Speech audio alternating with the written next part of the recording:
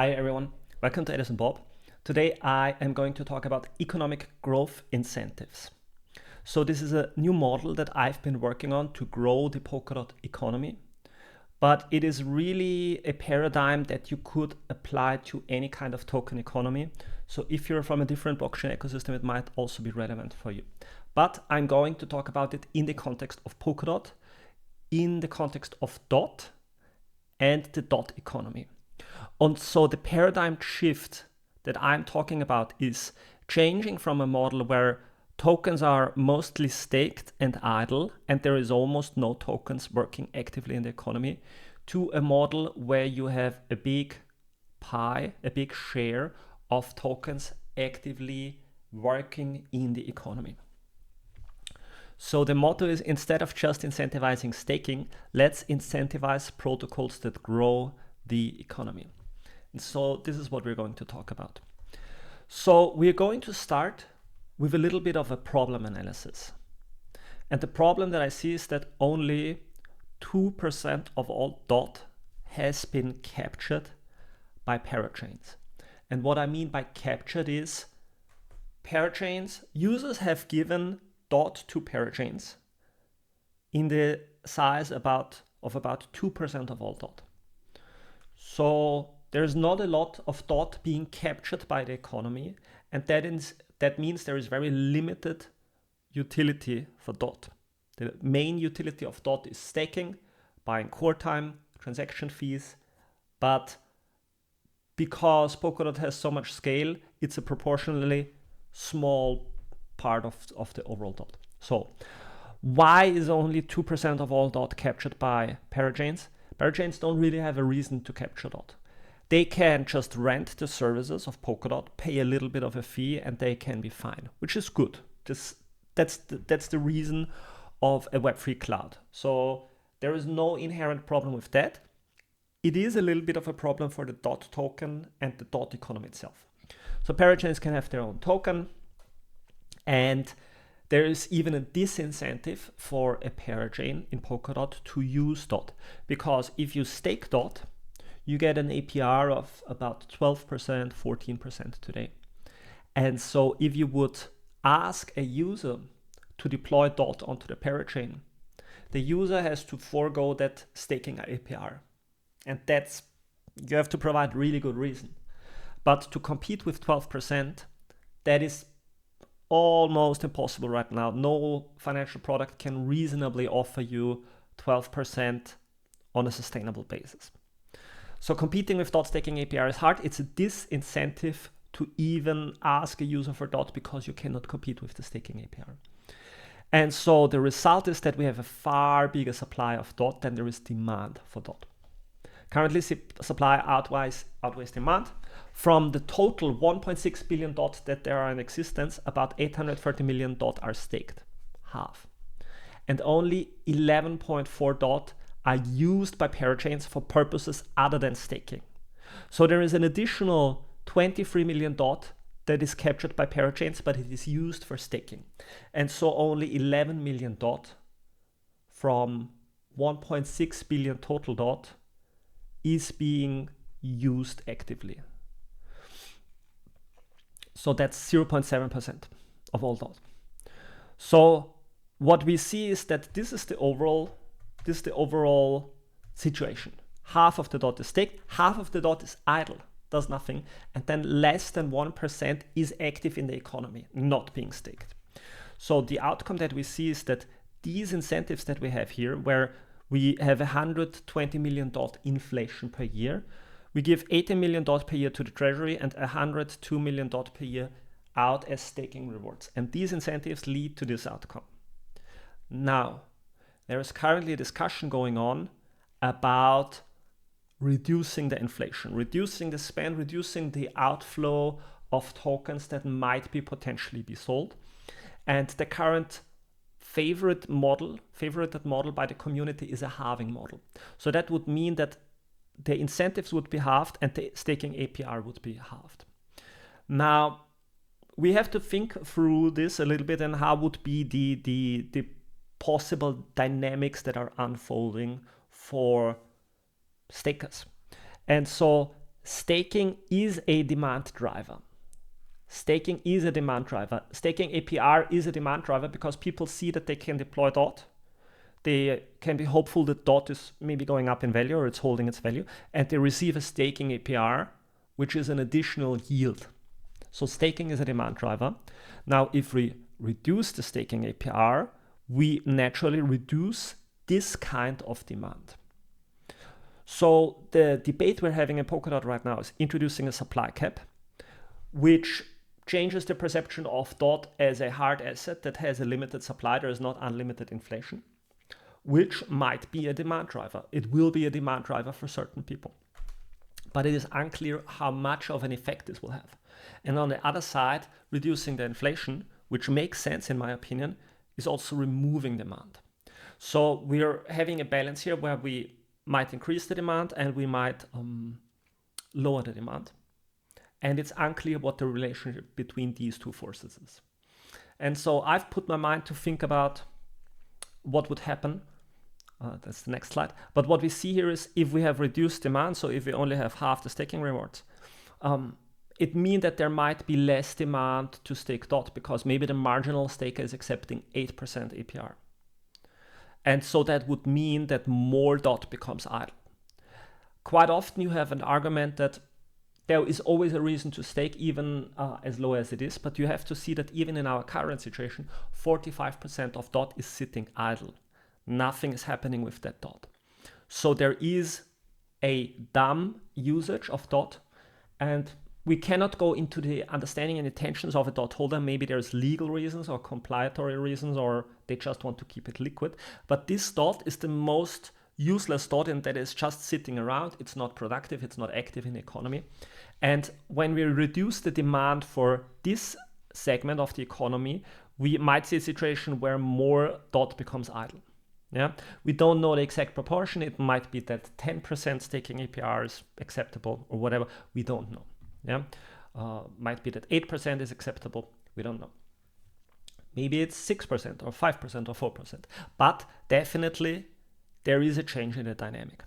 And what we still see is it doesn't change anything about the supply. It's like just more idle DOT entering the economy. And it could be hundreds of millions. So in this example here, we see that previously, this is the current situation with 770 million DOT. If it suddenly would be 950 million DOT, that would be almost 200 million DOT that would be entering into idle circulation. Not good. So how can we have a paradigm change? How can we change the situation from having half staked and half idle to maybe a third of the economy, but doesn't have to be a third, but more of the economy becoming active? Because if only 0.7% of DOT is being active in the economy right now, imagine how the economy would look like if there is 10, 20% of all tokens being active in the economy. It would be a completely different economy. And so the question we have to follow is what creates demand for DOT? What creates demand for the token?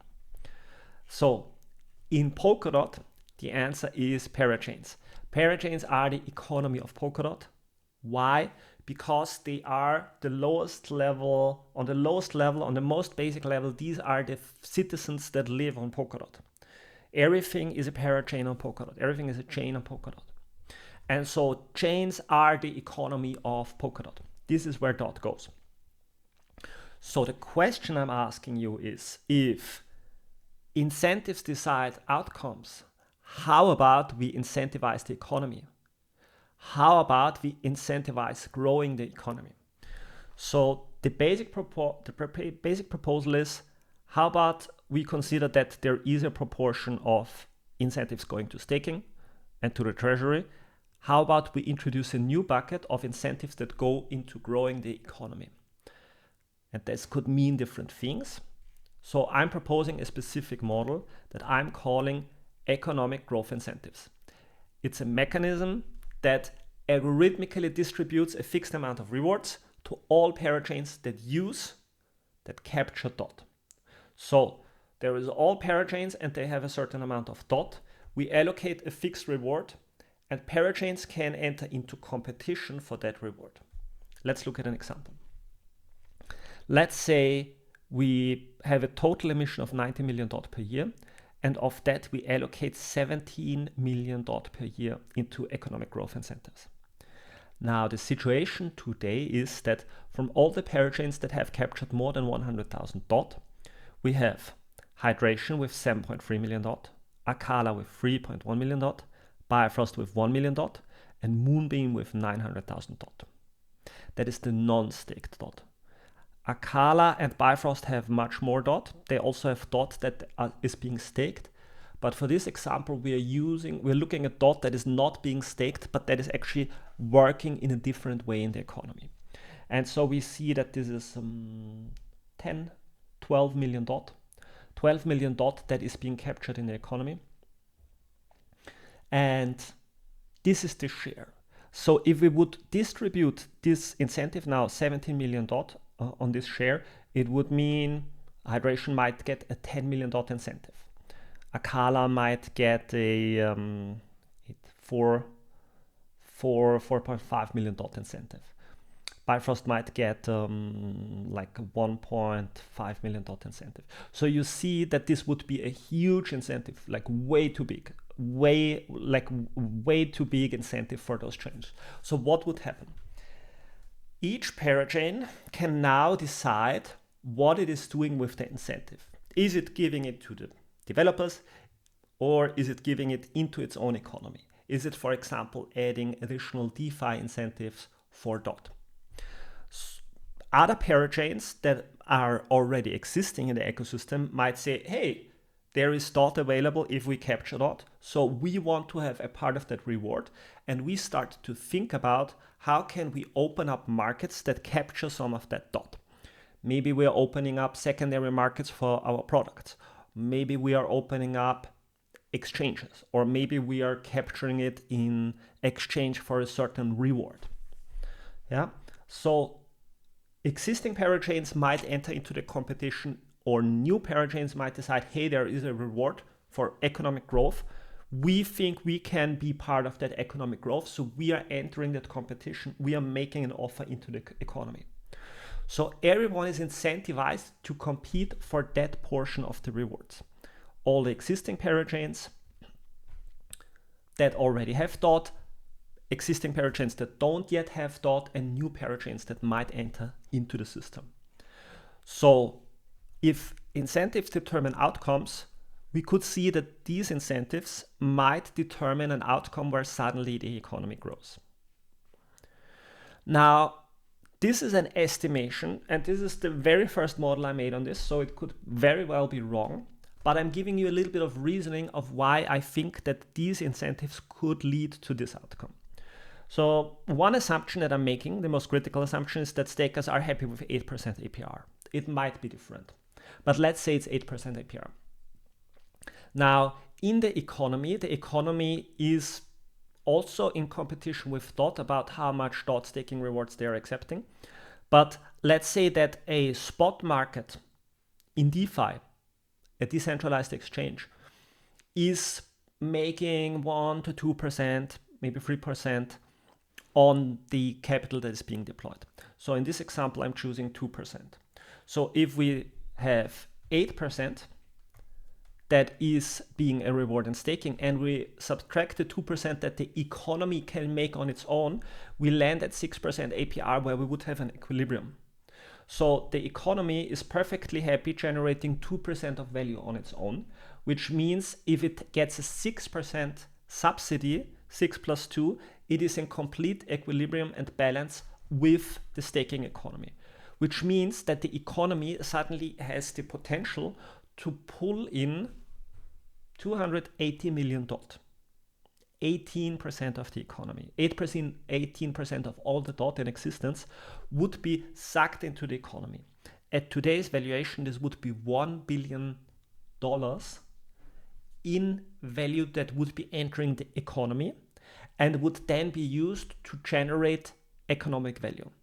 $1 billion, if we assume the economy generates 2% value, that would be $20 million in value generation in a year. Pretty good, pretty good.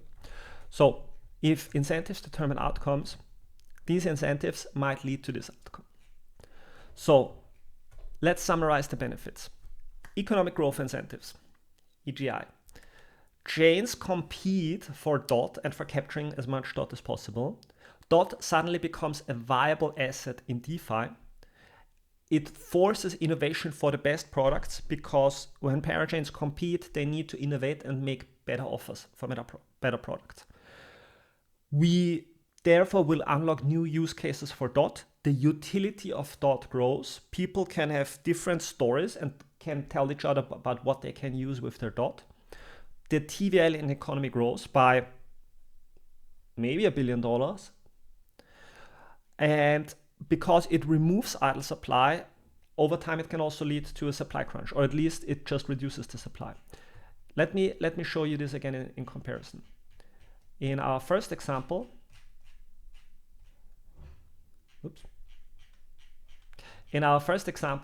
this is the current situation. In the current situation, we have 45% idle DOT.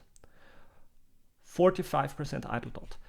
In our example here, we reduce the inflation.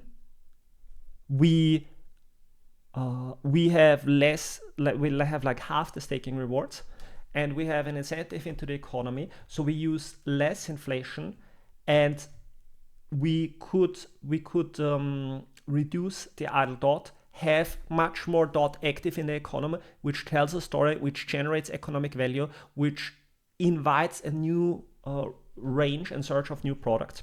So it removes idle supply, we might have a supply crunch, and it lowers the cost base of incentives. Because in this system here, the cost of incentive is 6% to capture DOT. Here, the incentives cost 8% to capture the same amount of DOT. So it lowers the cost base of incentives. So this is the paradigm change that I'm proposing. Let's grow the economy, and let's think about economic growth and incentivizing the growth of the economy. It's a discussion starter, so I'm inviting all of you to participate in the discussion. And there is a forum post that I created on the topic, which is called Economic Growth Incentives. So you can punch this into your favorite search engine or your favorite AI agent, Economic Growth Incentives. And this will, you can add Polkadot forum, and this will lead you to this discussion where you can ask your questions, voice your criticisms, maybe you can punch holes in the model, find mistakes, and we can work this out together. I think creating demand for a token and creating a working economy is a good endeavor.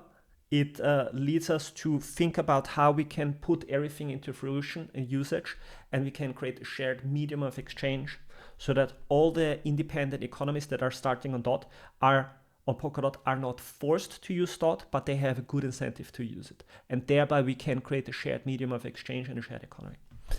Open to hear any feedbacks, also in the comments. Don't forget to like and subscribe, and all the best to you. Bye bye.